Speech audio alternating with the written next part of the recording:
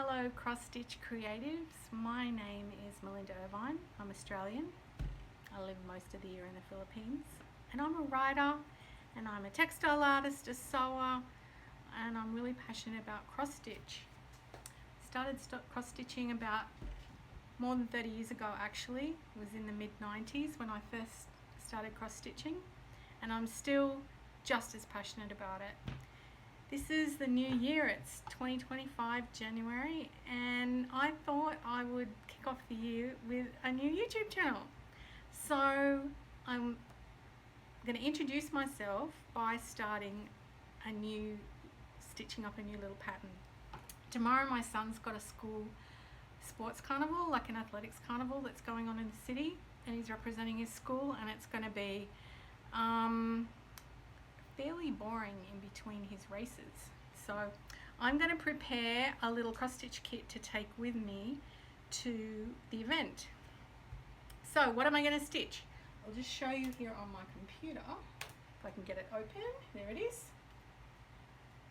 I'm going to be stitching this little, let's see if I can get it on screen here.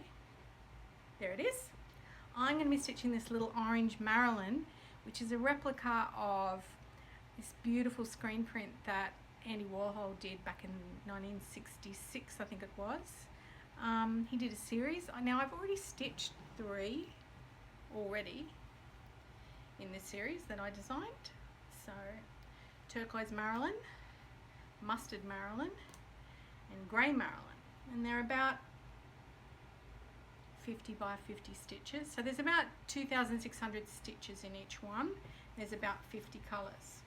So I'm about to do the orange one, and they're lots of fun to stitch and they come out really nicely. So I thought if you're a new stitcher, you might want to follow along with me over the next few days while I stitch it, and I'll just keep checking in with a bit of an update and you can see my process. So the first thing I'm going to do is prepare my fabric. Now I'm going to stitch this on Aida cloth simply because it's full coverage, so there's really no need to use linen. Linen is better suited if you have one of those cutaway cross stitches so that the fabric is featured, but because this is full coverage, and when I don't know where I'm going to frame this yet, I haven't decided. So the first thing I'm going to do is cut my fabric. Now if you're new to stitching, always leave plenty of space around the side. Now with this one I won't be using negative space when I frame it, but I'll just get my ruler here and have a look, and I left 5.5 centimeters on each side, which is, I cut a piece of fabric 22 by 22, but when I went to put my hoop in last time, here's my hoop, it was a little bit small. Even though it's bigger than the fabric is bigger than the hoop, it's still not quite enough.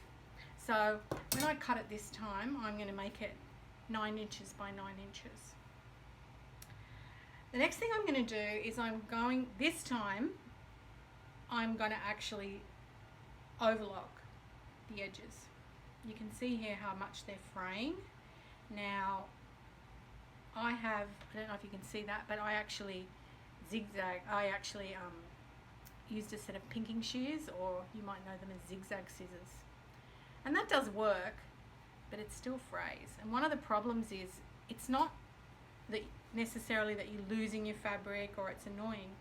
What happens is the frayed edges hook in behind, you don't even realize it's happening, and they get trapped in the stitches and they end up getting pushed back through the design, and then you end up with this curled over piece of fabric here. You don't even realize it's happened until a few stitches in. It's really annoying, and then you've got to cut it away, and then you end up with pieces of white of this coming back through the design. So it's always best to finish your edges. So that's what I'm going to do first. I'm going to go and, sorry, this is my first video, so I hope that you're kind of a bit understanding. I'm going to go away and cut my fabric, and then I'm going to start looking at the threads that I need. I'll be back in a few minutes.